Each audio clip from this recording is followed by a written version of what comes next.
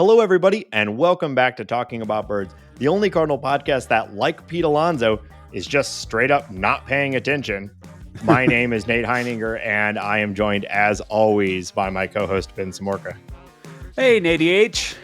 And this week, we're going to talk about all the new faces on the team. We're going to check in on the Cardinals' lengthy IL list. We're going to talk about the production at the catcher position, and we're going to check in on the upcoming series against the Phillies and the series against the Padres.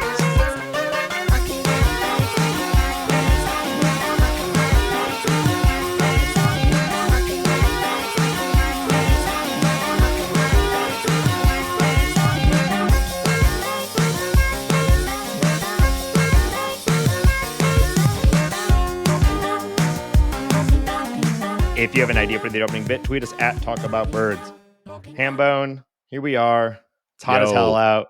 We got another week of mediocre Cardinal baseball to talk about. Yeah. But first, I do have to come clean about something. Last week, You're such a loser. You're such a loser. Hey, it was the right decision, okay? And I will. LOL. It will make sense. So I said last week I was going to go and get a chicken sandwich for the show. Included in getting this chicken sandwich for the show was also attending a St. Louis Cardinals baseball game live at Busch Stadium. To be clear, Stadium. you were getting a chicken sandwich for yourself. Well, yeah, of course. But, you know. It's not some like altruistic thing you're doing. People for demand me it. Any... Ben, I'm here. Okay, sorry. You know, I am but a conduit for the desires of the talking about for the desires. Listener group. Okay. I am merely but a vessel. Okay. Mm-hmm. And I failed them. But because part of going to get this chicken sandwich while also watching a baseball game was planning on bringing our kids. It was the last day of summer for my older daughter going into first grade. Wow. And when it turned out that the game was going to be on the fourth hottest day in St. Louis history, we decided, maybe it's not the best call. Maybe right now is not the best. All right. Ben just like in the middle of me talking, just leaned back and put on a pair of sunglasses as if he was about to like hop in a fighter jet or something. I don't know. I'm just listening to your horse shit. You know what? Us people without children are tired of these child having people. Oh, my kids, I can't do this thing because my kid. You know what? Step up, eat a chicken sandwich. I will say, if I remember correctly, the heat index was 115 degrees. Yes. So I kind of get it. It's hot. It's super hot. You know what's going to cool you down? Nice hot chicken sandwich. A piping hot chicken sandwich. Your inside is going to be so hot that the external temperature will actually feel cool down. Yeah. If I'm roughly 130, 140 on the inside, then the 115 outside will feel fine. Listen, science. I get it. Okay. I'm not really even trying to make excuses. I'm trying to make sure that you understand. I'm not looking for your acceptance. I'm just trying to explain. Okay. Okay. But I will rectify this. I will make amends. There's not a lot of baseball left. There's not. And it's getting increasingly meaningless. So perfect to bring a couple of small kids to the game for. Right. So yeah, that was the story. It's hot as hell. It's still super hot, but we're getting into September. It should be cooler, and I'm going to go and I'm going to make amends. But I had to you guys just go hang out in like a walk-in fridge somewhere, or what do you do on a day in St. Louis when it's 115 degrees out? Well, we went to the water park early in the day and stayed till about 1, and where even if it was, no matter how cool that water is, 115, you're still just cooking out there. So we eventually went in and stayed inside the rest of the day. But we had a good time at the swimming and, waiting like 40 minutes for a terrible cheeseburger from the concession stand. Damn. Which water is that at Raging Rivers? Is that where y'all went? No, there's like a small one in Crestwood that is really, really nice. We are talking about doing like next year. I think the kids will be big enough to try out something like a Hurricane Harbor or like a a raging river. I've never been to raging rivers, but I It's remember cool when it's hot. That's what I was about to say. I remember the commercials from the 90s. Are you a water park guy? Do you like a water park? I like the really big slides, the ones where you have to like go down like coffin style or like a vampire or whatever. I think like those to, are is that when you feel most comfortable pretending you're in a yeah, coffin? yeah. I think those are really fun because they're actually they're super scary. And I like that little adrenaline boost. And then I also really like the ones where you have like it's a big circle and there's like 6 or 8 people on it, and you're kind of doing those like Yeah. you're going really high on the turns and you feel like you're going to fall over. Those are fun. Outside of that, I pretty much find water parks to be disgusting. Like I don't think Get I in the would soup, ever get. Ben. Yeah, I don't think I'd ever get in a wave pool again. I don't think I would ever get in a lazy river or anything like that. The water has to be minimal and me moving quickly for me to. There has to be like a thrill factor. I'm not just going to go there and like wade in a uh, Olympic swimming pool filled with urine as children swim by me or whatever might be happening. I had no idea we had the Queen of England joining us today on the podcast. That's really that's okay. I think my take Get in the is pee pool, Ben. Get in the pee pool. all right. It's Fine. nice. I think I would put Raging Rivers over Hurricane. This is some real serious St. Louis talk right here. Raging Rivers over Hurricane Harbor, just because I feel Wow. like it's a little more dangerous. There's a little more Less quality control. yeah, like You like the toilet bowl slide? I do like the toilet bowl slide. That's really fun. It's your second favorite thing to do after pretending you're dead. You like to pretend you're in a giant, like you're a big old turds. Honestly, this is a run out the clock situation. I'm just, wait until the end. I want to pretend to be a piece of shit. I am one in my day to day, and at least now I can visualize being one too. That exactly my thought process. That sounds nice. I've never been to Raging Rivers. I think I've already said that. I need to go sometime.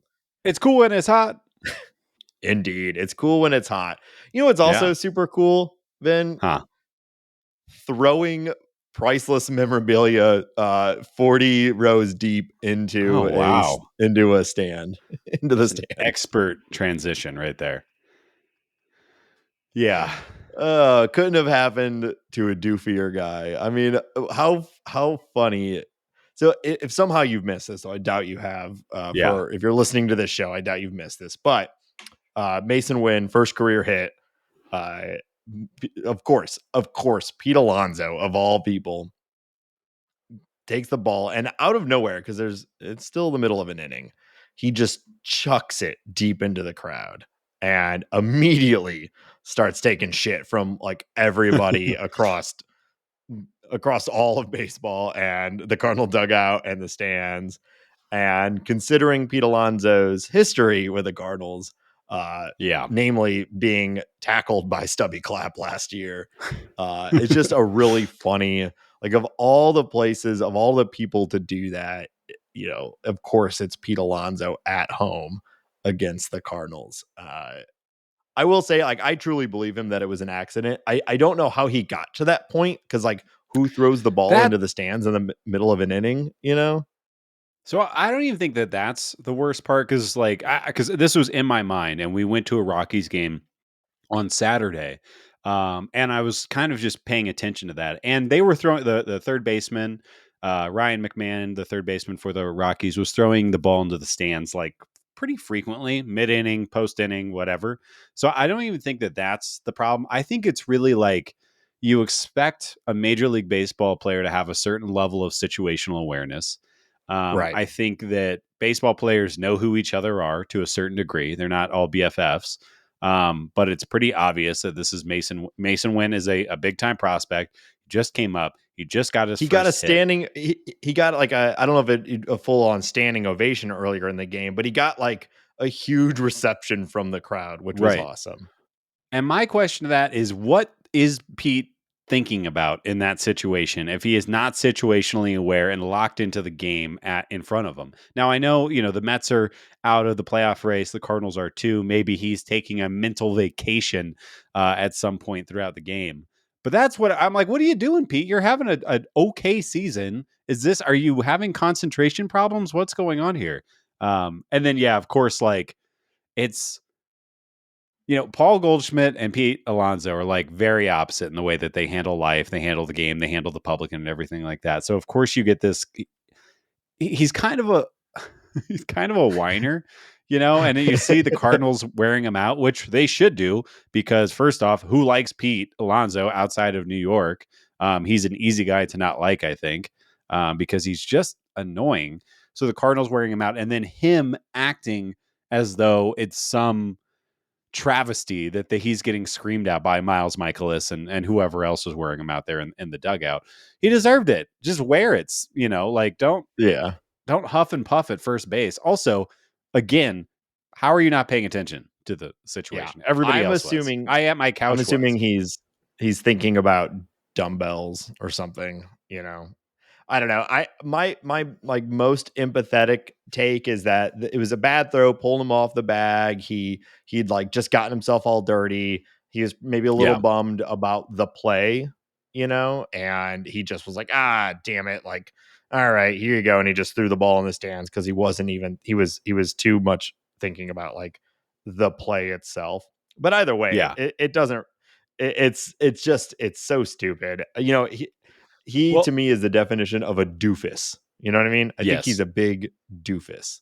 My favorite part of this whole thing, though, and this further, I think, hammers that home. So I do believe that he felt really bad. And so we saw him apologize to Winn on second base. And then he later apparently sent Winn a very expensive bottle of tequila with a note, again, apologizing. And also an autographed Pete Alonso bat to Masyn Winn, which, I mean, he is a big star, and it's not uncommon for young kids to come up and like want memorabilia from the big stars of the game. We've seen it a million times. But unless he asked for an autograph from Pete Alonso, it's pretty presumptuous to be like, I'm so sorry, fellow major leaguer. Here's an autograph bat of me. Right. It's like, here's my mixtape, bro. Listen to this. Do you know the difference between a schlemiel and schlemazel? Hoffenstop Incorporated? No, I don't know. Hoffenspfeffer Incorporated. Well, he's a schlemiel. He's okay. He's the one that you're at a party, he spills wine. A schlemazel is the one that he pours wine on. He's just always doing something. A doofus. Yeah, sorry. I just had that stuck in my head. But who isn't generally thinking about the opening to Laverne and Shirley? That's the only thing I know that from. Wherever you're pulling it from, I have no idea. I don't know. Yeah, so it's funny. Welcome to the Bigs, Masyn. Kind of overshadows the fact that Masyn Winn was called up. We knew it was coming. Yeah, we knew. This was likely the week. But it's super exciting. What has been your early take on him as a major leaguer? I mean, it's kind of hard to judge a guy this early. Obviously, he is like through the roof as far as his energy level. And we've seen him uncork a couple of throws. I was looking at his at Baseball Savant page already. I think he's already got I think it's a top 10 or top 15 throw in Major League Baseball right now. And Jordan Walker's on that list as well, by the way. But yeah, I think he's everything that we expected. I think that he'll settle down. His glove will get better and better at short as he kind of just gets used to playing in the bigs, which is an adjustment like I couldn't believe. And I think that's the thing that I probably have the most confidence in is that his glove and arm are going to be great. I think the other thing that has stood out early is because he hasn't really made super solid contact with the ball yet, but how well his speed is playing up in the bigs. As soon as he hits the ball, he is tearing it out of the box, putting pressure on the defense. And he's turned a lot of those kind of light hits or or a normal hit into it from a single to a double. So the fact that he's like heads down hustling and scrapping out hits, and I think a little bit of power and a little more rounded out offensive game is going to come. But I think he's been fantastic, and I think the Cardinals' strategy, as far as keeping his rookie eligibility available for next year, or sorry, ensuring that he is rookie eligible in the year of 2024 so he can try to get some Yes. accolades, is great, while also providing him the big league experience, getting to know the league, hopefully making it so that when he comes into spring training and big league baseball next year, he's, whatever percentage more comfortable coming into a life-changing situation. Not to mention, I think the thing that I'm most excited about is just being able to watch the bromance of Jordan Walker and Masyn Winn in real time, because Yes. that's great and fun and youth and all that good stuff. Yeah, 100%. I essentially the same. Like you can tell even in the uh, short window here that we've had at the major league level, you can see some of those skills. The defense and his speed has stood out. I do think it'll likely be a while before we see like Masyn Winn as an offensive threat. So just kind of setting expectations. If you're watching this, watching them play, he is not a Jordan Walker type offensive prospect. He was crushing in his last month and a half at AAA, but it took him a little while to get comfortable there. It took him a little while to get comfortable at AA, and none of that is anywhere near as difficult as the major league level. So I expect that he is going to essentially lock in the starting shortstop position through the next month and go into next year as the assumed starting shortstop for the foreseeable future. And that's probably going to be built mostly off of his defense. Hopefully, we see some flashes of the offensive prowess, but I'm really not expecting anything significant here, especially in this last month. He's incredibly young, and the vast majority of major league players, especially those that come up at his age, take a little while to adjust. His ideal final form is someone who's a average to above average at every offensive trait, but probably not elite at anything other than possibly like steals, and even then we'll see. So Yeah. I think like look at what CJ Abrams is doing now with the Nationals. He was a pretty highly touted prospect for the Padres, was eventually moved over to the Nationals and got a year and a half in the big leagues, and then really it's been this last couple months that he started to really break out and put it together. I think that's probably more what we should expect. Don't get me wrong, I would love Yeah. an immediate offensive breakout from him, but just trying to set some expectations here and what to look for. Yeah, and I think 100%. And the good thing is that the defense and the speed should just be there all of the time.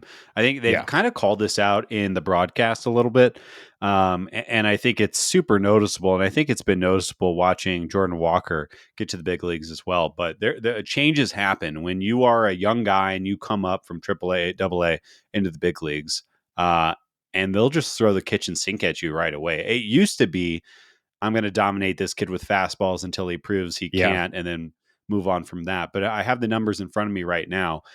In his obviously very limited time, Masyn Winn has seen only 27% fastballs, and then a pretty healthy mix of sliders, change, curve, say like everything that's moving all of the time. And that's kind of, the league is different now. We have a lot of video on Masyn Winn. I'm sure that the numbers are saying that he hits fastballs very well, which I believe that he does. But he's got to adjust to that too. It's not only is it going from you're getting pitch different, but the quality of those curveballs, change ups, and sliders has Yeah. just shot through the roof. So it's a whole learning curve. But yeah, I'm not. I don't even think you can really judge him based on this month or 45-ish games that we're about to watch of him. Yeah, it's more just kind of getting your toes wet or maybe your whole Yeah. feet wet, and then kind of going from there. Just jumping into the pool all the way. Yeah, if there's There you any go. benefit of this horrible season, it's that Masyn Winn and not, Jordan Walker too, are getting like a lot of time at the big league level where there are expectations of them, but their impact isn't going to win or lose the Cardinals a division. It's already Right. done. So Winn can start basically every day at shortstop, and even if he hits 100, like it's not. It might actually help the Cardinals. We've been talking. The Cardinals are very expertly tanking at this point, whether it's intentional or not. As far as all of these losses, it's it works out. We kind of want them to lose most of the rest of the games, which is what it is. Well, yeah, we're all on the Ethan Holiday train now. Lose, lose, lose. That's right.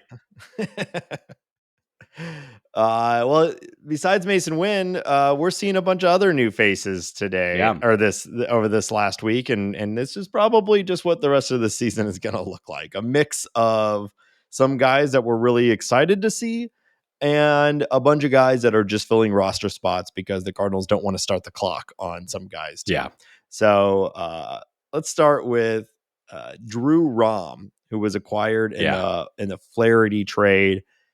We said when we covered the trade, our take and the general consensus take on it was that there was no real top prospect in that trade. It was a bunch of quantity over quality, but all the guys acquired had some interesting tools. Drew Rom came in and crushed in his very short time as a St. Louis Cardinal in the minors. Right. He got this spot start. I was excited about it. It was like, oh man, between this guy and Saggase, like, did the Cardinals pull off the ultimate fleece already? Is Drew Rom going to come up and be a good big league starter like immediately? Hell yeah.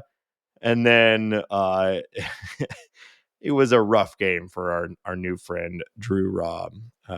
He just didn't have it that day. No, he didn't. And so he went 3 2/3, gave up 6 earned runs, 8 runs total. He had 4 walks against 4 strikeouts. And it just wasn't a great game. I don't think he was locating super well. But we got to see his stuff. I think that it's very likely. Again, I don't, just like you can't judge Masyn Winn on his first couple of games. There's absolutely no way you can judge Drew Rom on his first big league start. That being said, I think he kind of is what he is. I would guess that his future is more likely back the bullpen lefty guy. I would be surprised to learn that he becomes a solid major league starter, even at the back end of a rotation. But if he can be a bulk getting guy, if he can be productive, I definitely think that he will not. I don't think that this is who he is as a player in the big leagues, is I guess what I'm trying to say. But an ugly start. Yeah. Yeah. Good beard. He's solid beard. A-tier beard. Good beard. Likely to get additional starts with some of the injuries that have been happening.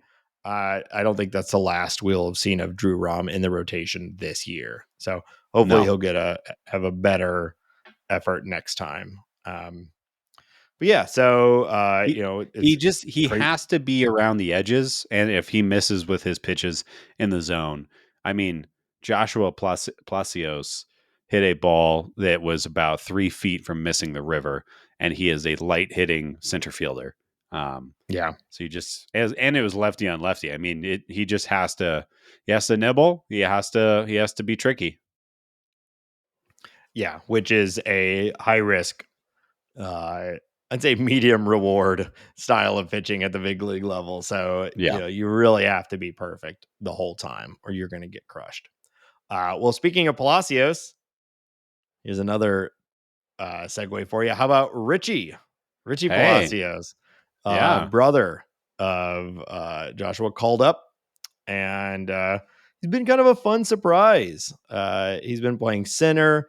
He's been hitting the ball really, really well. We saw it in the game that is currently rain delayed. We're recording on Wednesday afternoon.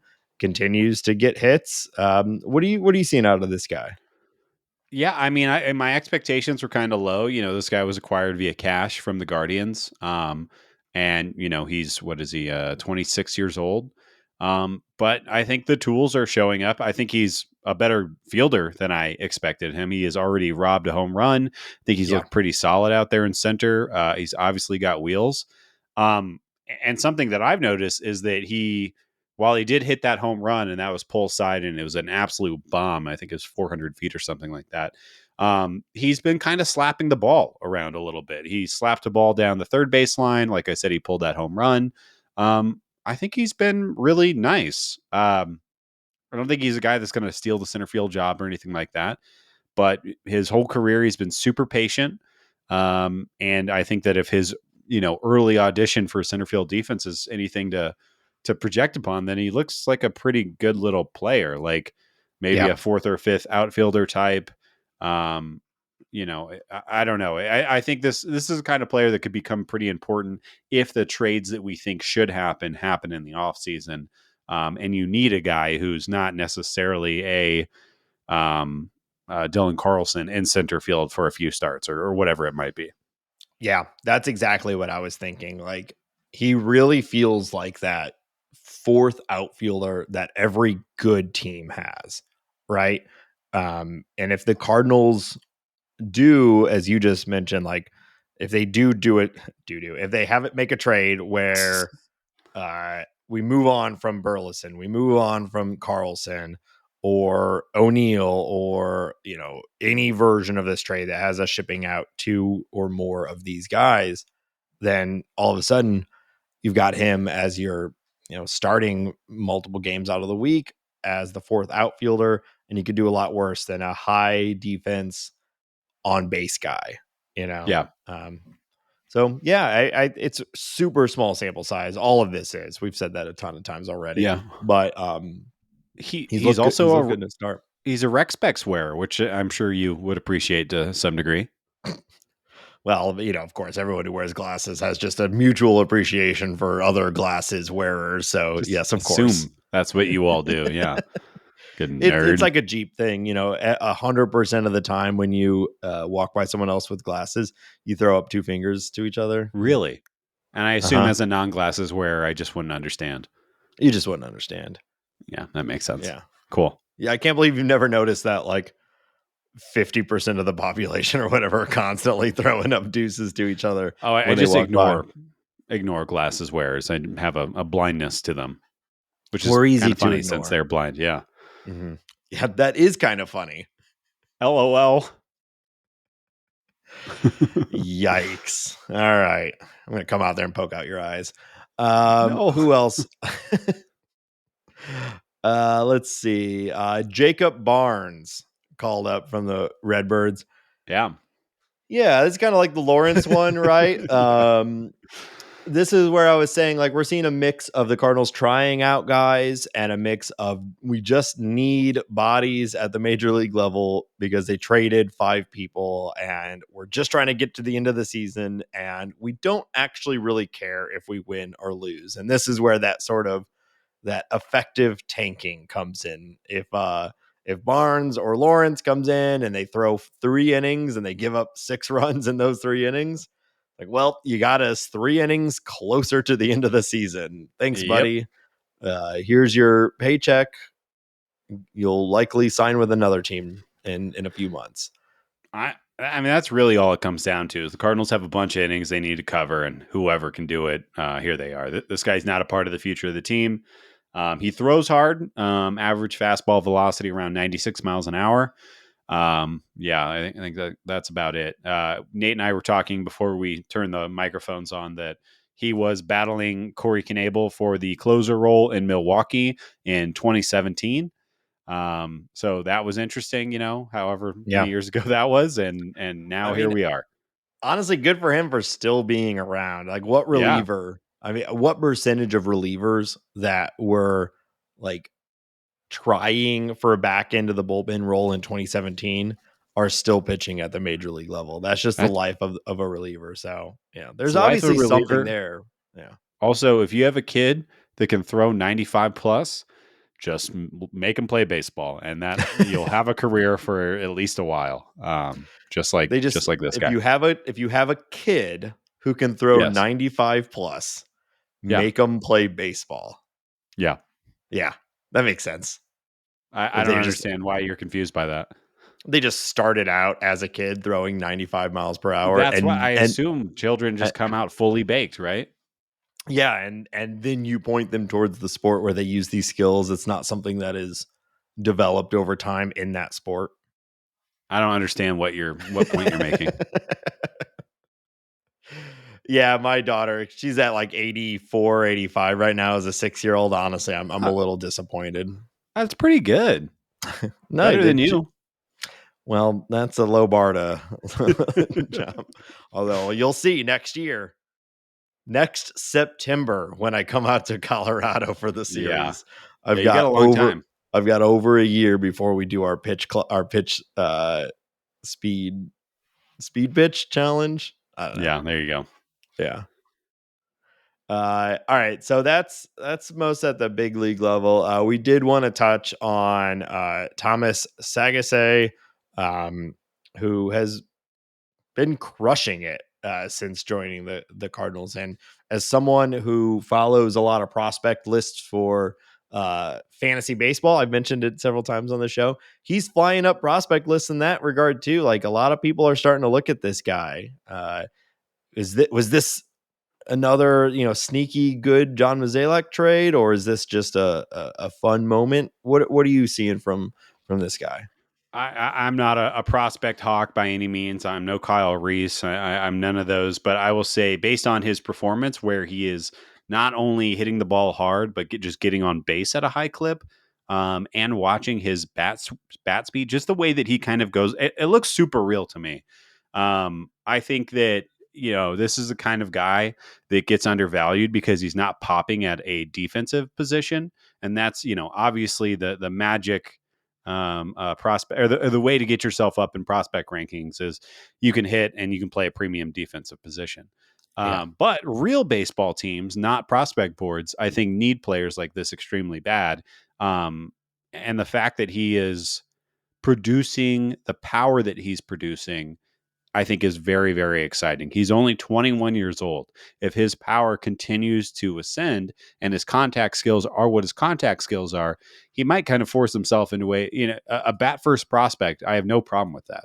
That is something that every team can use, and especially a righty that's hitting everybody. Again, is just immensely valuable.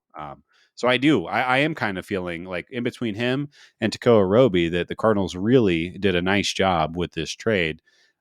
You would have to assume that Saggase is going to come to big league training or spring training next year. And I wouldn't be surprised if he's in AAA or the big leagues really, really quickly because he just has that approach, that batted ball profile, that everything that you're kind of looking for. And I think what the Cardinals, obviously targeted him for all of those reasons. Yeah. Yeah, it's been exciting. I also agree. I think he'll be in camp next year, and you could see a world where he plays himself in as a utility player. I mean, I know it's like you said, he's not necessarily a defensive first guy, but he can fit in at a bunch of different positions, and if his bat plays, they'll find a spot for him. Right. There's the comp to Brendan Donovan. Donovan is obviously a better defensive player, but just has a really solid approach that translated at the big league level very, very quickly. And I think you could see that happening with this guy too. Yeah, I mean, I'm just looking at his ISO, and obviously it's limited time. He's only been with Cardinals for 19 games, but over 93 games with Texas, he had a 199 isolated slugging, and in 19 games with the Cardinals, he has a 347. So obviously, I don't think that's sustainable for this guy. That would be absolutely shocking.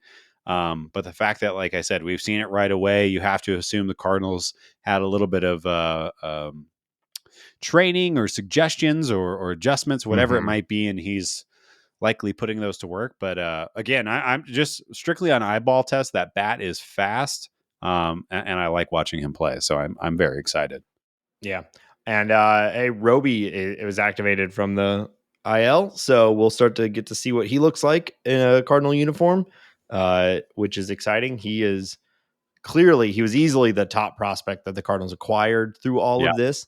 We've been talking about a lot of these other guys because there's been some surprising immediate clicks, but Roby is really the star of the prospect haul. So if it turns out that Saggase is is actually a major league level contributor, like, this is looking like an incredible trade.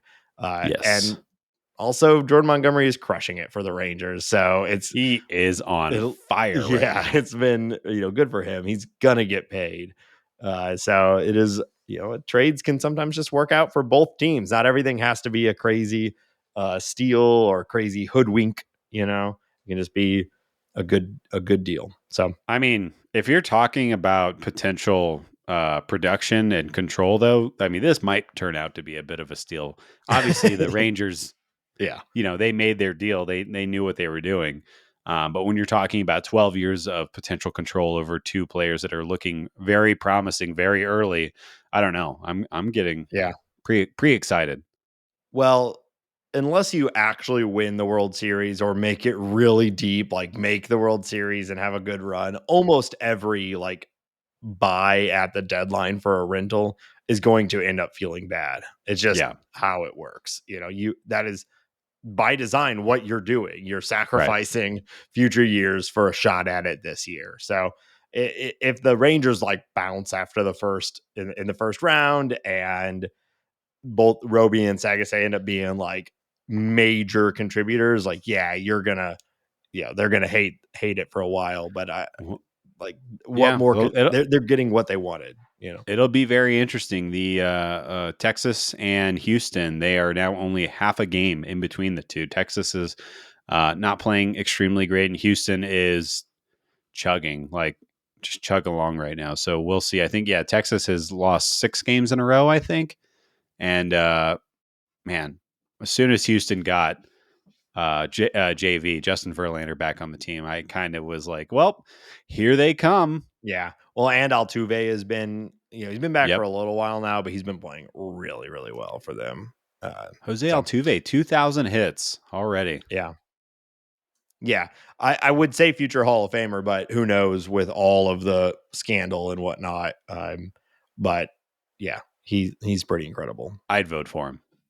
Yeah, I think I would too.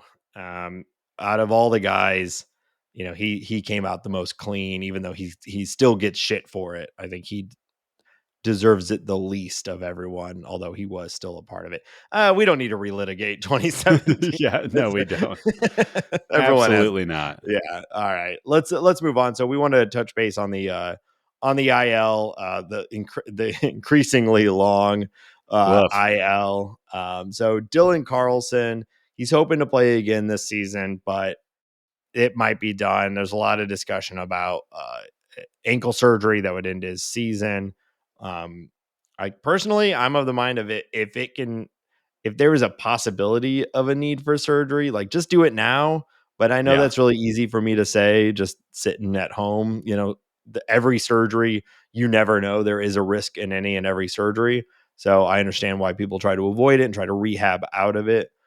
But anecdotally, it sure seems like every time someone avoids the surgery in the short term, they just end up needing it in the long run. And what else are we going to be doing right now? So get healthy for 2024. But I don't know. And he's just been so injured all year that I am kind of there's no reason to come back it up this year. Get healthy. If it's surgery or if it's not surgery, stop being hurt fully. Be as healthy as you possibly can. That should be the number one priority. And if it is surgery, get your surgery and hopefully have a normal spring training. But the fact that the ankle is now more of the concern than the oblique, I think, is not great news. And he's been a glass boned player this year, and a glass ass, as they say. And last year too, he's been a glass ass as really his entire time. Yeah. So he needs to figure that out first and foremost. Probably more depressing than losing Carlson, because like you said, he's been hurt all season basically. Matthew Liberatore apparently pulled something in his lower back lifting weights. Yeah, that's why you shouldn't lift weights. That's why you should never do anything. You might get hurt. Yeah. So you only live once, so be careful. Be careful. You only YOLO once. YOLO once, baby. They I don't know enough about any individual's workout regiment. I was a little surprised to find out that he was doing like bench presses in August. Like I don't They feel all like you do hear a that. lot about weight training this far into the season for a pitcher, but Oh, I they don't know. no, they all do that. Yeah. You So you lower back. non-athlete. Yeah, I've never pretended to be otherwise. So he hurt his back, which is a bummer.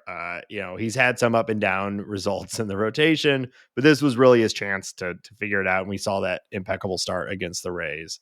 So I've not really seen a timetable on this, but we're running out of time no matter what. The 15-day IL puts him, when he comes back, there'll be 4 weeks or so left in the season. And that's if he even comes back immediately. Back issues can be Right. persistent. So opens up another spot in the rotation. I think that's why Drew Rom is likely going to stick around for a Yeah. little bit, but it's a bummer. Yeah, I think obviously it's a bummer. I do wonder if he would be on the IL if it was a normal season, if the Cardinals were in competition. I wondered that about a lot of these injuries outside of the Carlson one. That being said, I think the real problem here is that it is very likely that Liberatore is not going to add any significant, or add a significant amount of innings to his workload. And they always kind of it's like a 20 or 30% add on the year over year. So Right. I'll be curious how this affects him going into next year. What the shape he comes into, everything like that. But it's kind of disappointing just in that sense that maybe we'll only be able to get 150 innings from him next year, which with modern baseball that might not matter too much, but we'll see. Or is even effective to get that many? Right. It's all a Yeah. question, but. I think we'd be pretty happy to get 150 innings at the major league level from Liberatore, because that would mean that he's being effective as well. Well, right now we don't have much of an option. He's pretty much penciled into the Yeah. rotation, but we'll see.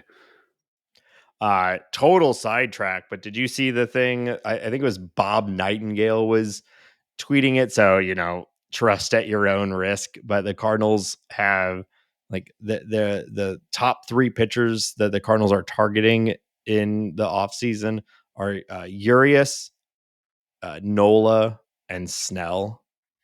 Yeah, It's me like, too. yeah, well, it did feel a little like, well, duh, isn't that basically just the top 3 pitchers on the market? Yeah. Yeah, But if Sandy Koufax was still playing, I'd be targeting him too. Of course. I love to have the best pitchers. That's who I like to totally. target. I'm also targeting the best. But I mean, it is interesting. It like, what if that is true and they are actually targeting, not just like the Cardinals have identified. There's a difference. If the real reality is that the Cardinals have identified these 3 as the best Yeah. available pitchers. Sure, okay, everyone has done it. Right. Yeah. Are they actually planning to acquire one of these top 3 pitchers? Is a very different take, and that is how I interpreted it. Is that that is what they are intending to do, is to get one of those 3. Yeah. Which if that's the case, it completely out of how the Cardinals have ever handled a free agent market before. So I'm skeptical, but they need to. I was kind of being obnoxious and a little tongue in cheek there, but like Aaron Nola, he's kind of had a down year. I have no idea. Is he going to make $200 million? Is he going to make $100 million? It's probably somewhere in between that. I cannot predict that. Same deal for Urias. Urias has had a down year. Yeah. He's got a 5.1 or a 4.15 ERA, and he's been injured. No All-Star, no anything this year. He is coming off of back-to-back placing in the Cy Young. But this year hasn't been great. What is his deal going to look like? He'll be 27 going into free agency next year. Blake Snell, we've talked about this already. Blake Snell may have made himself like $100 million from this season. So I think it's hard to predict. I don't know. We're also seeing reports that Yamamoto will likely command $200 million. So I don't even want to pretend to predict what kind of money these guys will be getting. I think it's realistic that the Cardinals could land one of these guys. I don't know who it would be though. Probably whoever's cheapest. Yeah, it'll be whoever gets the 3rd best contract, probably. Yeah, right. Yeah, So or the 3rd most valuable contract, if that makes sense. I guess if you had to pick one of those players right now, who would you pick? Probably Urias. I know he's had a down year, but he'll be the youngest, and he has had, like you said, back-to-back Cy Young contending years. I think he's probably the safest bet. After that, though, it's hard not to love the appeal of what Blake Snell brings. Yeah. I know he's all over the place sometimes, but like that high K9, and when he's on, obviously he's won a Cy Young. We've seen it before. We know what a Right. full year of him being fully on looks like. I think he's still got it. I actually watched his game, most of his game last night against the Marlins. Not the most intense competition, and he did give up a few runs, but it was still like he's a fun pitcher, and it would be a lot of fun to. The Cardinals haven't had a Blake Snell. I don't know if ever, but maybe peak like Waino Carpenter combo. Like I don't know. He's a lot of fun to watch. Yeah, and great personality. That would be a lot of fun covering him. Yeah. Looking at the injury list again, Ryan Helsley cleared of any structural damage, which is great. The Tommy John, the long-term forearm injury threat has been around for a while. Seems like maybe we're clear of that, though he is possibly going for another MRI. He's still feeling soreness, so it's not solved, but no structural damage is good, unless it just wasn't found on the first MRI. But sure. Yeah, I don't know. I mean, I'd love to see him again this year, but I'm also like, whatever, just get healthy and come back in 2024. I think I agree with that. It would be nice just like as a security blanket to see him throw an inning or two. But again, it's kind of the, keep your head down and get healthy. And that's really the only concern. I don't know. Yeah. It would be great though. Continuing on the bummer news, there are a few, better things coming up, but continuing on the bummer news, Newt Barr placed on the 10-day IL. Poor guy. He should be back, but that foul ball having him in, we'll hopefully he recovers okay. My God, yeah. Poor guy. Right side, Gorman expected to be activated on Friday as long as he gets through a full workout on Wednesday. So we should find out probably by time this episode drops. We'll have a better idea of what Gorman's return looks like. Right. One of the bright spots of this year, really hoping to have Gorman end the year on a strong note. And I'm excited to see what a Winn Gorman infield, shortstop, second base combo could look like. We both have remarked on Gorman's, improved ability at second base has been over this year, and I'm looking forward to the Gorman Winn combo for the next several years. Yeah, can't wait for that. They'll be great together. Not to mention just we have no left-handed bats right now in the lineup with Newt and Gorman being out. It's the offense looks bad. It hasn't been great. I mean, it really hasn't been great ever since Donovan kind of fell off got injured, and the team has just looked flat. Yeah, it's hard not to feel like the last week has been rock bottom. But I don't know. We've said that a couple times this year, but it has definitely felt particularly bad, especially the Wainwright start 2 nights ago with, it was looking good going into the 5th inning against the Pirates, and then it just completely collapses. You're like, well, here we go. Yep, this is the year, right? This is how it's been all year. All right. What else, Ben? I've been reading down these for a little bit. You want to close this out from the injured the only list other thing section? is Matt's said on Thursday he will be shut down from throwing for at least the next 2 weeks. I think this likely spells the end of Steven Matt's season, which, again, just like you just said, this is the year. Matz has accumulated like 8 innings for the Cardinals since signing that deal.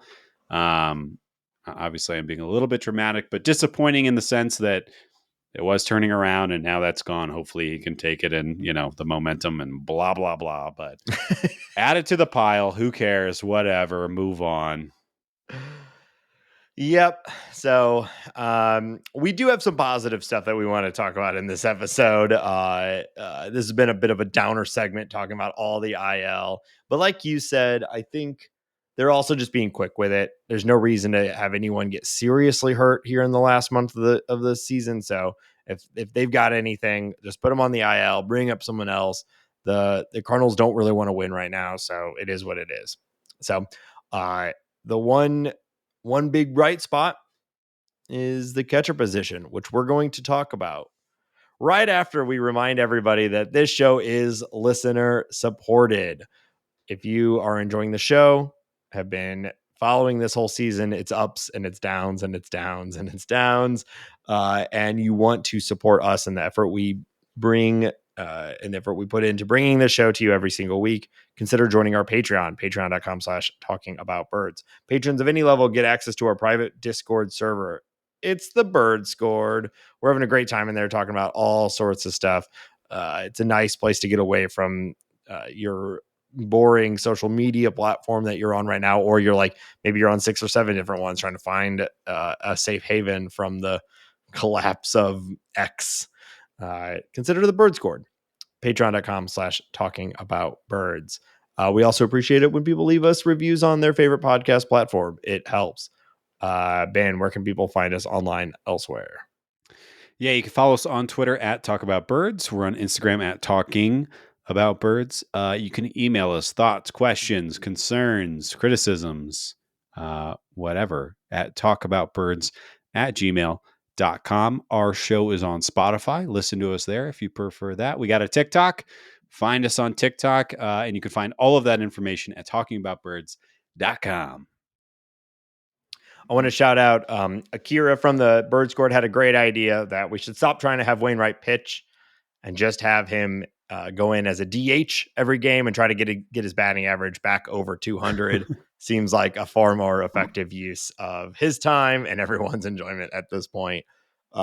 Couldn't agree more. So if you want content like that and other great ideas, consider the Bird Scored. Yeah, I want to see Wainwright get dragged off the field after not having swung at a major league pitch in a few years. I think that's a disaster waiting to happen. It would be entertaining. Yeah, it would. All right. Let's talk about the catcher position. Ben, have you prepared your remarks, your apology tour for Andrew Knizner? No. I'll just turn the floor over to you. No, I apologize for nothing. That being said, I am happy that Andrew Knizner has been producing to a shocking degree. This has been a lot of fun. So last year, the Cardinals got very little production from the catcher position. Yadier Molina, Ivan Herrera, Austin Romine, and Andrew Knizner combined for 61 WRC plus, which is kind of a rating of their overall offensive performance, and negative 0.6 FWAR, obviously according to Fangraphs. This year at the catcher position, and again, this is as a group, and these numbers are only accounted for if you are starting at catcher this day. So this is not taking into account Wilson Contreras' time at DH. I don't think Andrew Knizner has DH this year, off the top of my head. No, I don't believe so. Shocked and appalled if that was true, but I don't think it is. Anyways, from at the catcher position, they have a 121 WRC plus, which is double what they were producing last year.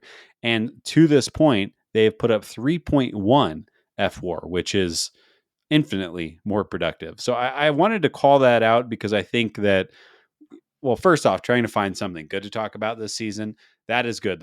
We talked about this 6 months ago. The Cardinals had an obvious hole. Yadier Molina was leaving. We needed to get a contribution from the catcher position. It wasn't going to look the same as it had always looked, but this has been a clear upgrade. And the surprise production of Knizner has been a legitimate factor. Contreras and Knizner are on the season are both rocking. It's a 120 and a 121 WRC plus with Contreras slightly in front. which is impressive. Ivan Herrera actually has a 135 WRC plus, obviously very limited playing time. But we have 3 catchers right now that are hitting at least 20% above league average. So take that to the bank all day. And since July 1st, Wilson Contreras has a WRC plus of 198, basically meaning that he is 2 players. And Andrew has a WRC plus of 186. These guys have been crushing for almost 2 months at this point. And I don't know. I wanted to applaud their performance. I I think that I think that you and I at least agree on this. I'm not sure if everyone listening agrees with this, but obviously the way that Wilson came in, I thought was totally unfair for so many reasons. And of course, the guy signs a big contract and he's pressing and he's not performing. And I don't expect him to run a 198 WRC plus for 162 games next year.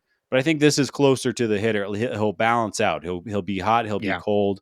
And maybe when he doesn't have a big contract and a big change looming over him, I think he'll probably have a very solid season next year. So, yeah. Yeah.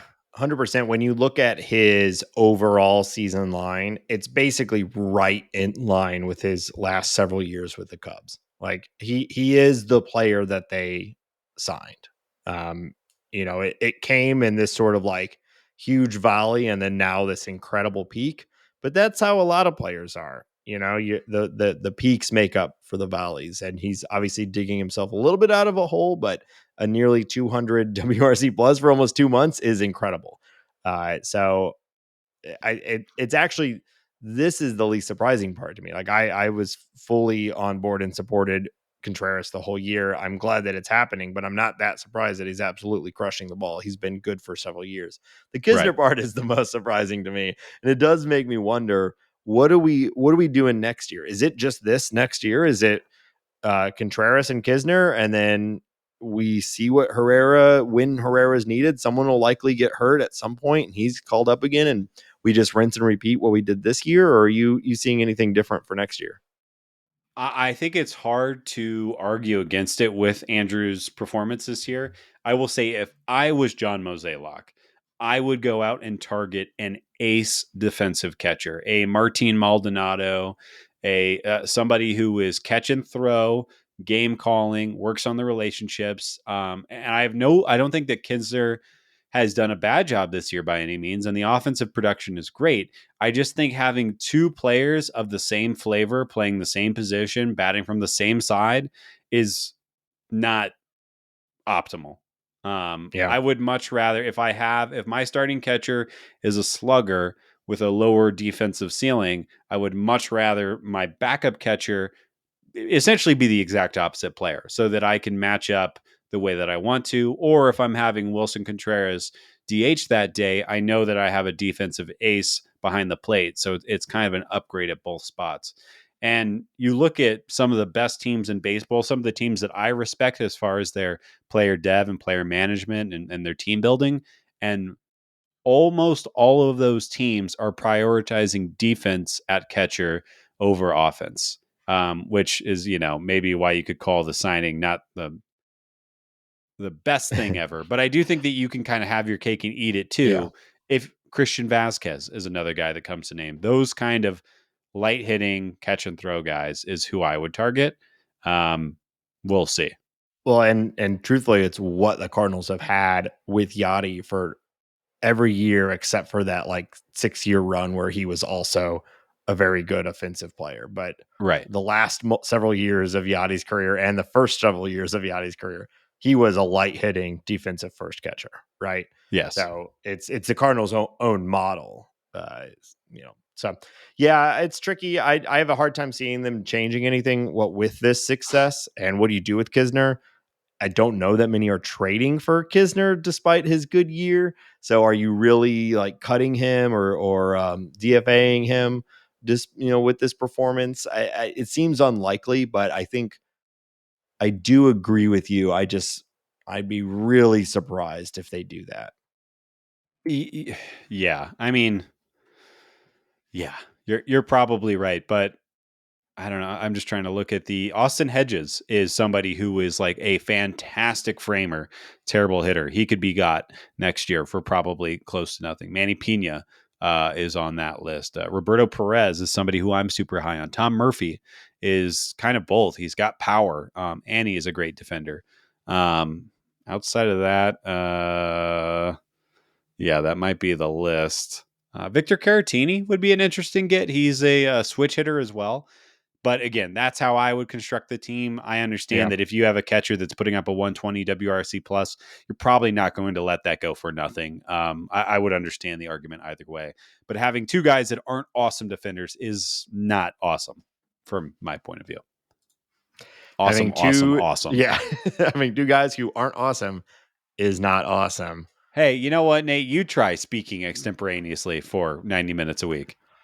It is, I mean, it is incredible what you do, because the listeners may not know this, but I have a full script for every single episode, and everything that I say is written down and pre-organized, and Ben just fires it off the top of his head. Even this is scripted for me.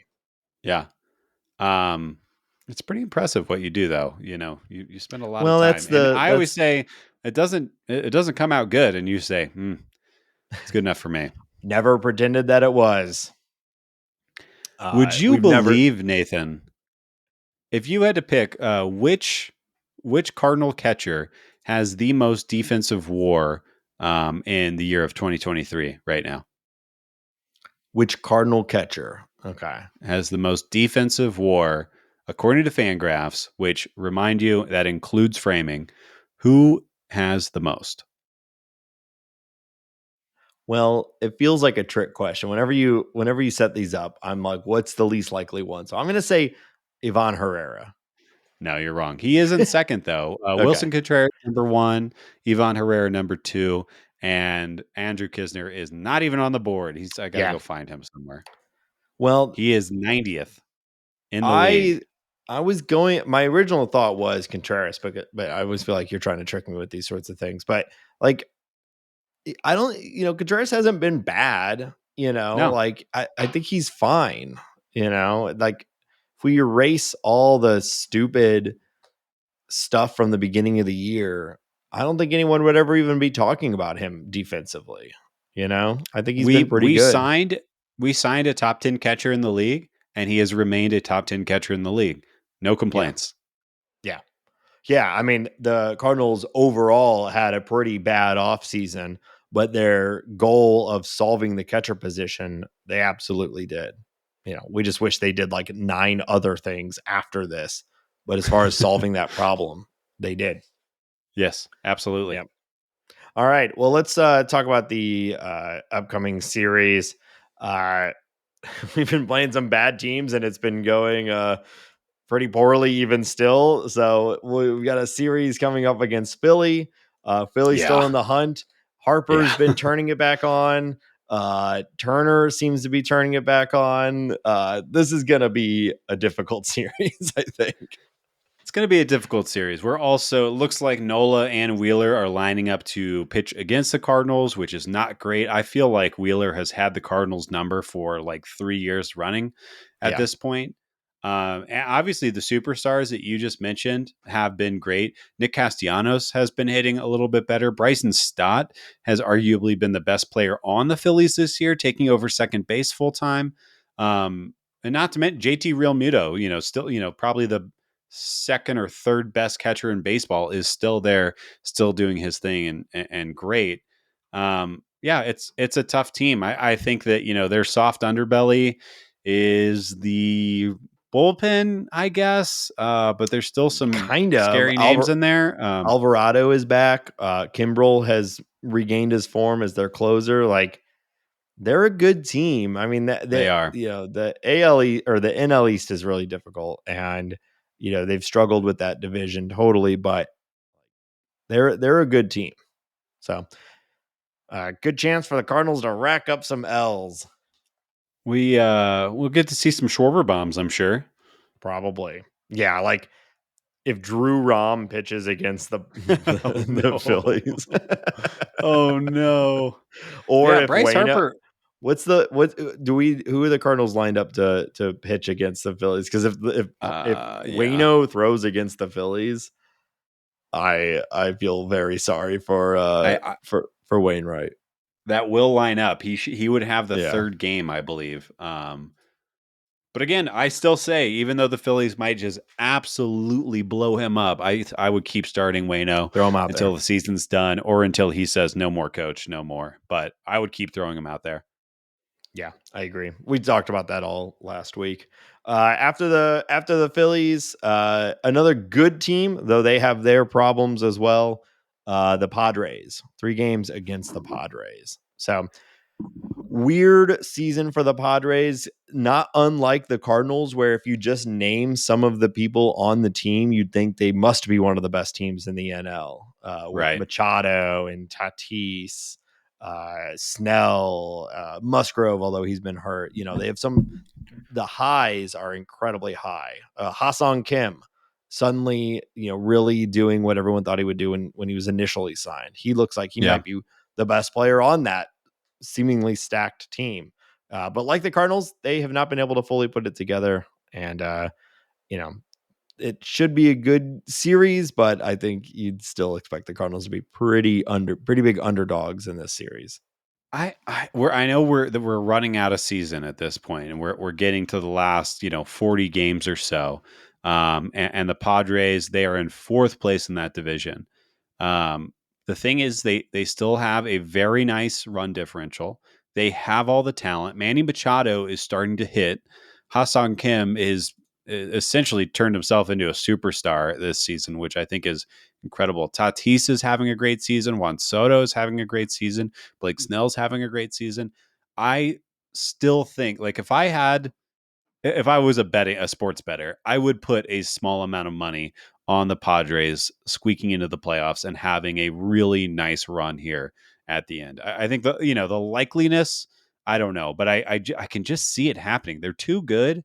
That I don't understand the Giants. I don't understand the Diamondbacks. I don't think those teams are as good as the Padres, even with the Padres 120 or 107, 127 games of mediocre play. I still think that they could pull it out. And you know what might boost their confidence and their run to the playoffs is a little 3-game set against the Cardinals. Maybe in the game I watched last night with Blake Snell starting, Tatis threw a guy out at home by a mile. Tatis has had That was Jake Berger, right? Yes, it was. Who sends Jake Berger? I That know. was so stupid. I know. It was a mistake in the first place, but man, yeah, it was a big boy trying to round third. us bigger boys were just not that quick. You gotta take a station to station. Tatis, he's had an interesting couple last couple years. It's kind of easy to forget about him as a young superstar, and his season has been good but not great. But when you actually watch the games, it's like, man, that guy really still stands out everywhere. He is special. Yeah, I agree. Yeah. All right, so we'll see a couple series against some tough teams, considering how the Cardinals have played against these bad teams we've been playing. I think we can probably anticipate some of the results. But remember, that's a good thing. We're watching this series. Like, here's the ideal. Here's what I want every game. I want Jordan Walker to crush. I want Masyn Winn to crush. I want Adam Wainwright to sneak by a couple more wins and end the season on a positive note. And I want otherwise every game to end like 9-8 Cardinals losing with Walker yeah. I wish I could tell Adam Wainwright somehow that it's fine. You don't need to come to the media and apologize. Just keep showing up. Quit. He's beating himself up more. And I hate, I don't know.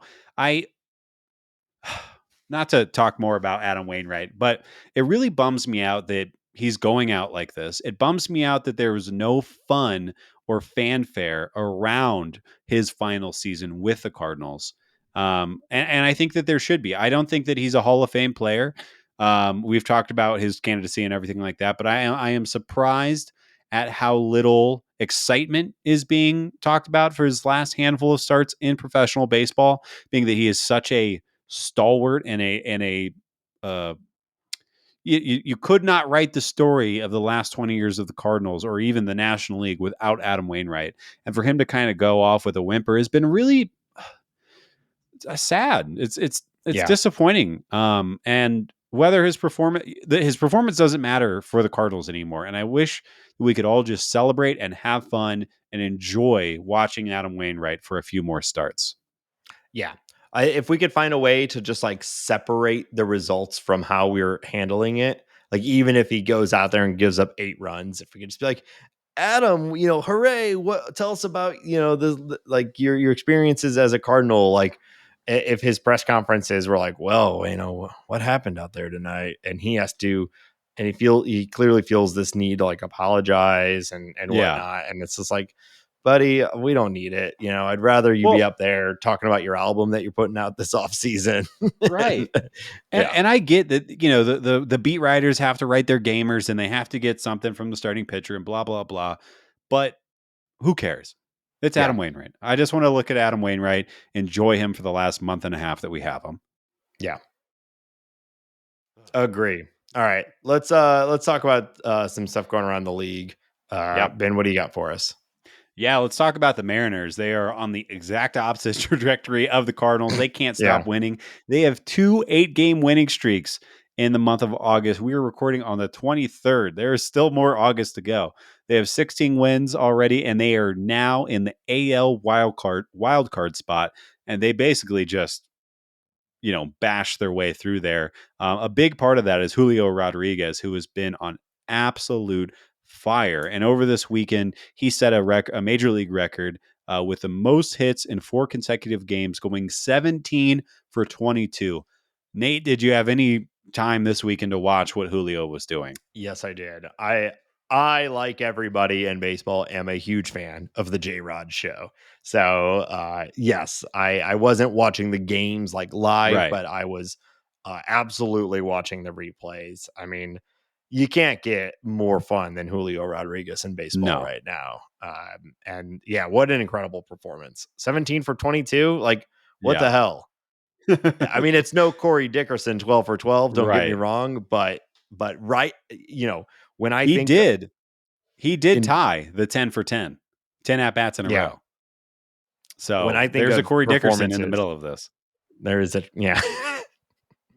when you peel away the curtains, there's always a Corey Dickerson in the middle of this. I definitely think of like all-time performances in my mind. Number 1, Corey Dickerson. Number 2, Julio Obviously. Rodriguez. Yep. And what was so cool about this was that he was hitting 450-foot home runs, infield singles, hustle doubles. Like, he's just so much fun to watch. He is, quickly becoming one of my favorite players in baseball. He is spectacular. Moving on to less exciting news, the Chicago White Sox and their last 60 days or so just continues to go to hell. Chicago White Sox owner Jerry Reinsdorf, who I think is a Class A moron, has decided to fire Ken Williams and Rick Hahn, the 2 leaders of the baseball ops department for the White Sox. And they are expected to promote Chris Getz to GM and Rangers executive Dayton Moore. I did not know that Dayton Moore had taken a job with the Rangers post Royals career, but it looks like he will be joining the team as well. As to what their levels of responsibility are and everything like that, I think that remains to be unknown. What is also strange about this, it is being reported that Ken Williams only had the authority to trade with 2 teams in his role as vice president, which I've never heard of that before in my whole time paying attention to baseball, that a GM or a GM light or whatever the role would be assigned such little work.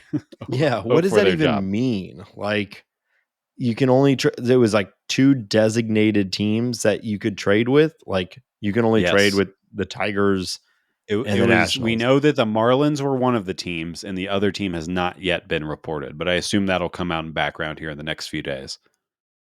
And was someone else's responsibility to deal with the 28 other teams, or it was just like, if you can't find a deal with these 2 teams, then Hahn was dealing with the other teams, and Williams was dealing with the Marlins and some other team that we don't know about yet. Yeah, which speaks to how this is no way to run a team. What are you doing? Also, wouldn't it make sense for everyone to see the full picture and to work on everything together?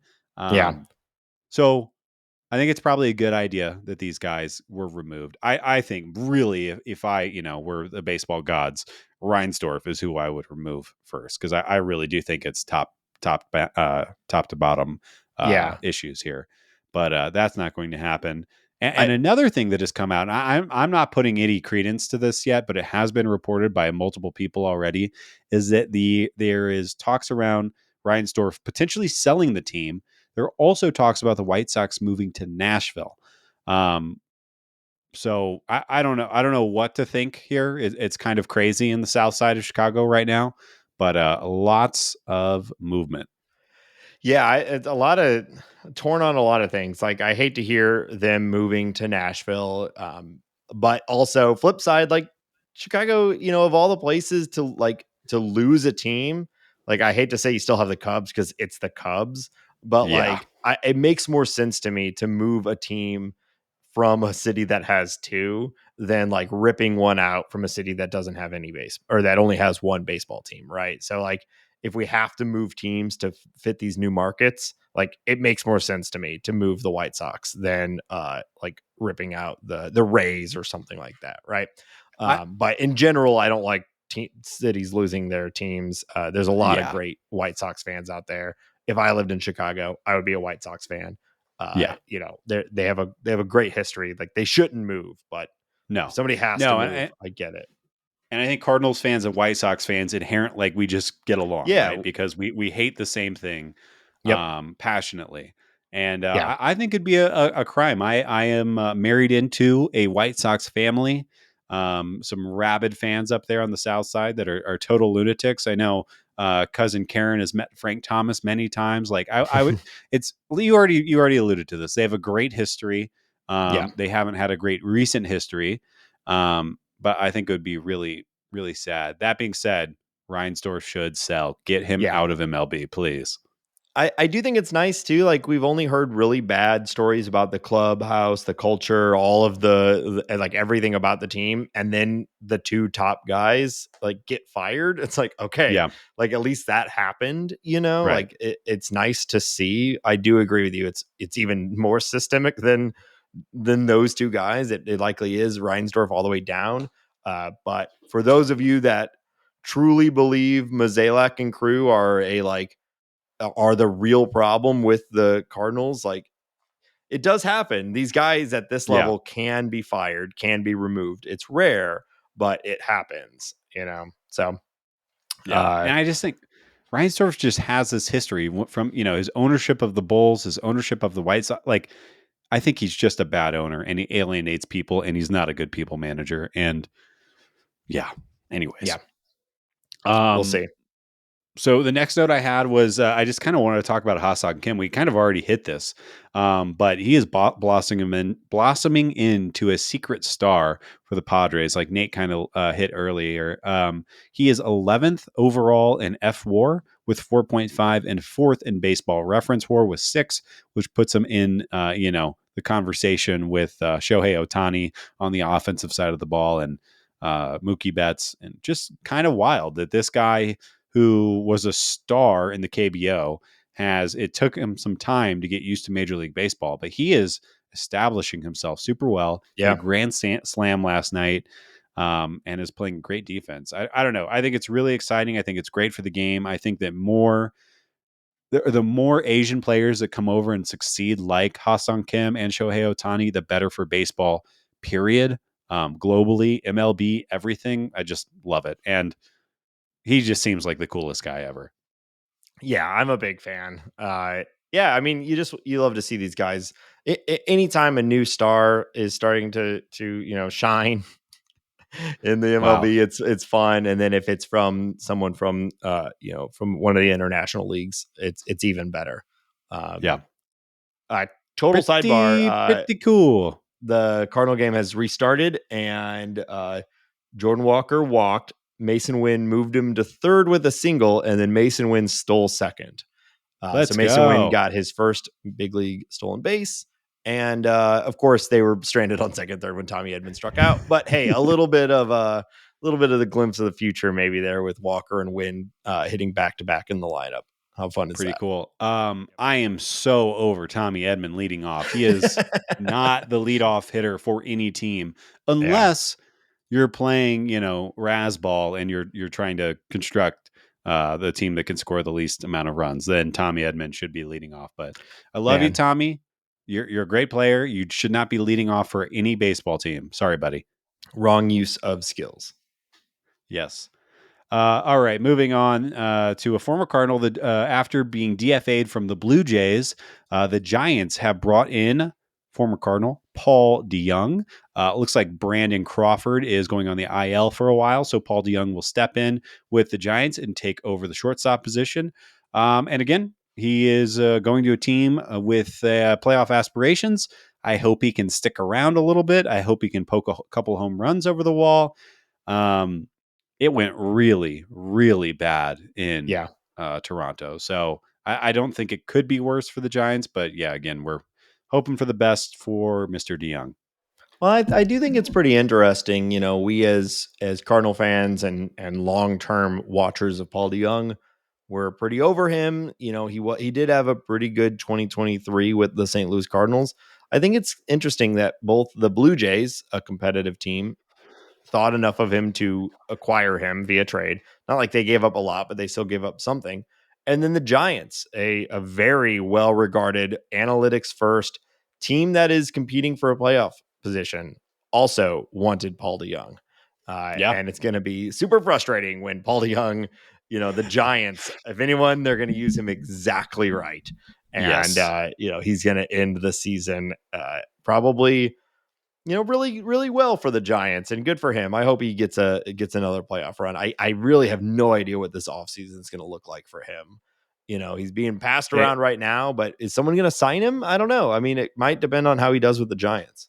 Yeah, he'll get a minor league invite somewhere. Shortstops, it's kind of like we were talking about earlier. If you can throw 95, you'll stick around for a while. If you can play shortstop, you'll stick around for a while. So I'm Yeah. sure. At least I hope so. I hope his run isn't done yet. Who is still around that blows my mind all the time still is Aledmys Diaz, still getting starting jobs. It feels like it was 2 decades ago when he stopped playing for the Cardinals, and he's still out there. So yeah, you're probably right. He'll get a contract somewhere.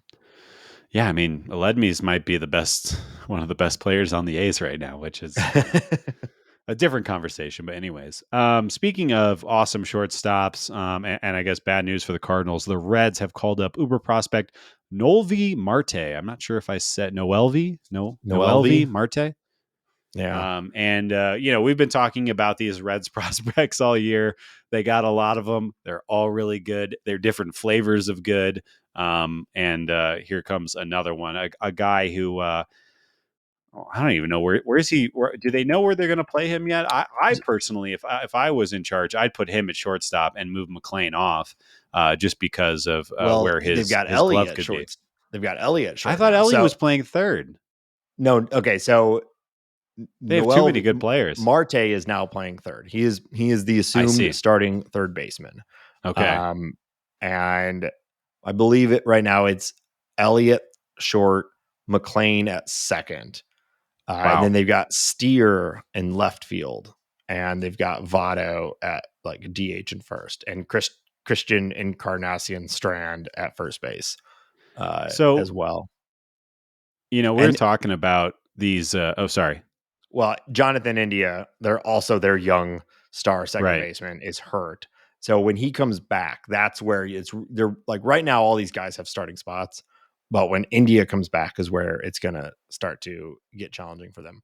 The last thing I wanted to say too with Marte is that he was the centerpiece of the Luis Castillo trade. So that's where they got him. Kind of an up and down prospect at one point, especially when they traded for him. He looked like he was one of the top prospects in baseball, had kind of a rough last half of last year and into the beginning of this year, but he really bounced back and really earned this call up. And so, yeah, it's like super frustrating and terrifying what the Reds are doing right now with all these young guys. And it makes me think back to that conversation we we're having about those starting pitchers. Like, I think, if you look at what the Reds are doing and what they have potential to do in the offseason, if you look at where the Brewers and the Cubs are, it almost, kind of bends my arm to thinking, oh, well, maybe the Cardinals need to get two of those three players that we were talking about earlier to legitimately look at their team and contend. Because Ellie's only going to get better. He's obviously skidded out a little bit. McLean looks great. Steer looks great. I have high expectations for Marte. Jonathan India, I think, has had a nice season coming back. Just a lot of guys. I mean, Yeah. They're like, oh, well, maybe we should start Ellie De La Cruz in center field because we have too many quality infielders, and they need to figure out spots for these guys. But yeah, I don't know. It's if that's not putting pressure on the Cardinals, I don't know what would. The NL Central next year could be one of the best divisions in baseball if all of the NL Central teams make a concerted effort to contend in 2024. Which is a whole other conversation. Yeah, but it does seem like they will. I think the Cubs will. Cubs, Reds, and Brewers, you would all have to expect are going to improve themselves going into next year. Right. And then the Cardinals are saying they will, and yeah. I expect that the prediction systems for next year will basically rank on who had the most dramatic offseason from the NL Central. Whatever NL Central team has the best offseason will be the pick to win the NL Central, and it will scale down exactly from there. Yeah. And then the Pirates. Yeah. Who will never sign a free agent worth a damn. Nope. All right. That's all I got for league news this week. All right. I got a new game for you this week, Ben. So this is built off of everyone's favorite, stupid game that you play with like Hollywood celebrities or whatever. The game, Fuck, Marry, Kill. Yeah. I have come up with a baseball equivalent of that game. Okay. That I'm calling Trade, Start, Cut. Okay. Thank you for not making me contemplate what I thought you were about to do. I did consider it for a minute, but I thought we'd keep it just solely baseball. So thank you. I'm going to give you three players. You're a GM. Yep. I'm giving you three players. I will let you, you can assume this is the best possible version of this player, or however you want to envision this player when I give them to you. You are free to use your imagination. Okay. And you said cut, trade, extend? No. Trade, start. Trade, start. So start, you're basically committing to them, right? That's the marry equivalent. And then cut. So do you trade them? Okay. Do you start trade, them? Start, cut. Okay. Yep. Okay. I'm ready. We're starting with a bang. No pun intended. Albert Pujols, Jim Edmonds, Scott Rowland. Oh. Wow. Okay. Wow. Okay. So I am going to. Damn, this sucks. I'm going to trade Scott Rowland. Because I'll get a sweet prospect package for him. He's, Hall of Famer. Let's go. Start Albert Pujols. He's Inner Circle Hall of Famer. You just have to. He's Albert. Yeah. And I'm going to cut Jim Edmonds because he is somehow the worst of those three players, even though I think he's amazing and one of the best Cardinal center fielders of all time, maybe the best. But I have to. And I'm sorry, Jimmy Ballgame. I'm sure I could get more for you on the free agent market, but you hit on my wife and it's over. Mm-hmm. Yeah, and if you cut him, maybe he doesn't ultimately end up being part of your broadcast team, which would be a win-win long term. Yeah, right. Okay. Next, we're going to look at a trio of closers. The final boss, Sungwon Oh, Trevor Rosenthal, or Ryan Helsley. Oh, wow. Okay. I'm going to trade the final boss, Sungwon Oh, because I thought that was so much fun. I feel like he didn't get a fair shake. Pandemic, it was just such a weird thing. And he was so fun. The personality, the KBO of it all. The KBO seems great. It seems like they're having a good time over there. I would start Ryan Helsley because he may have had one of the best closer seasons I've ever watched in my life. And I'm going to cut Trevor Rosenthal because all I have heard, and this is purely on background, I don't have anything to back this up. He's a total asshole to fans, like not a great guy to work with. So I'm going to take that and run with it. And he's cut. He's gone. He's off the bus. Okay. Yeah, I think I agree. I was thinking maybe I'd start Sungwon Oh just because, again, that fun factor, the final boss, you're probably making a better baseball decision with Helsley, but, the injuries too. Yeah, that's true. So, all right. Here we go.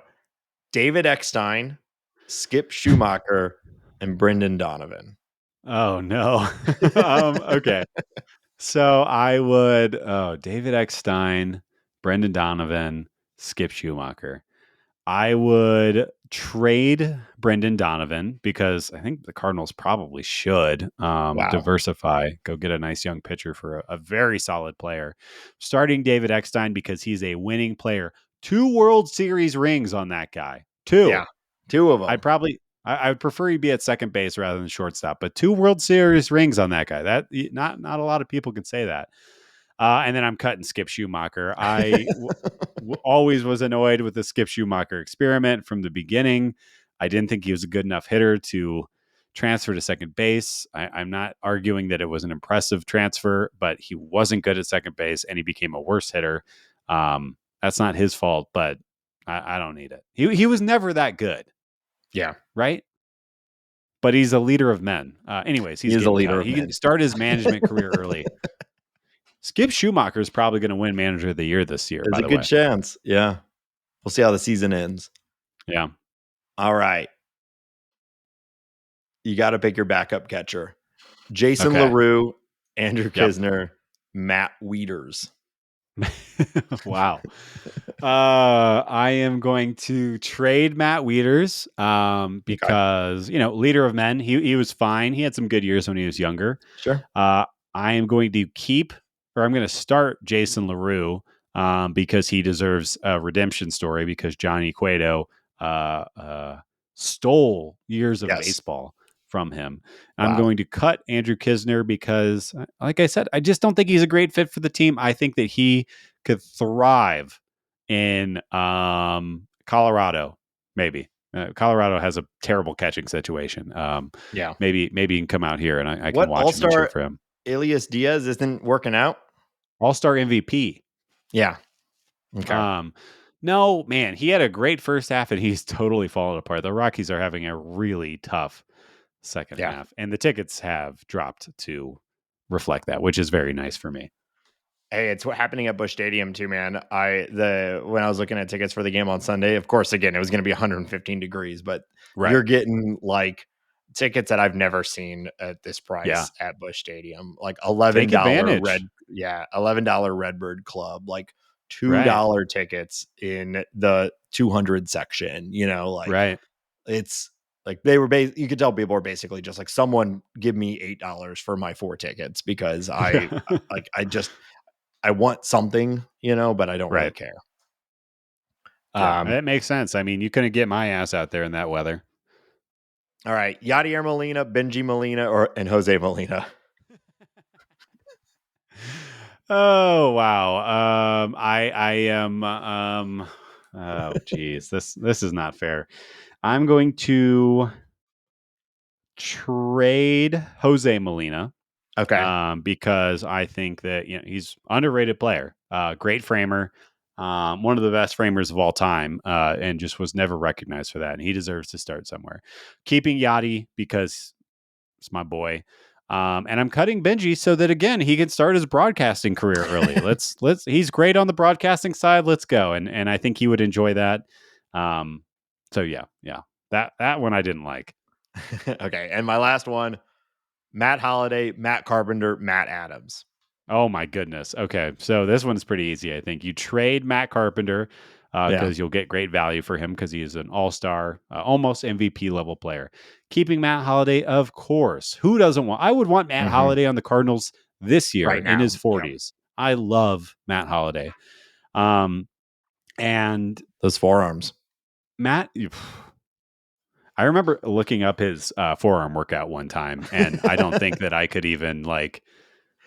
It was unbelievable. Go uproot a redwood, split it in half. Yeah, rip a piece of concrete in half. Just what an amazing human and specimen. More importantly, and then Matt Adams, I'm cutting him because you know what? It just never came together. I still kind of believe he never got a full fair shake, but that's probably not true. And I think that if he would have stuck to his approach, if he would have been a slap hitter that hits a home run every once in a while, I think everybody forced him into this box because he was such a big guy, and he just kept trying to hit homers. But I liked him. He just never reached his potential. Slippery Rock. That's where he's from. Never heard that one before. We'll always have the home run off of Clayton Kershaw where he jumped down the first base line like a schoolboy. It was great. That was great. Yes. Yep. All right, that's all I got for you, Ben. That was our first edition of Trade Start Cut. So maybe our worst game yet. That's not even really a game. If you agree or disagree with any of Ben's takes, let us know on Birdscored or on your favorite social media. And with that, we'll wrap up this episode. Thank you, everybody, of course, for listening. We'll be back next week. Should be another rough week in Cardinal Nation, but hey, we're getting through it and we're having a good time doing it. So I guess for now, that's it. Until next week, go Cardinals. Let's go.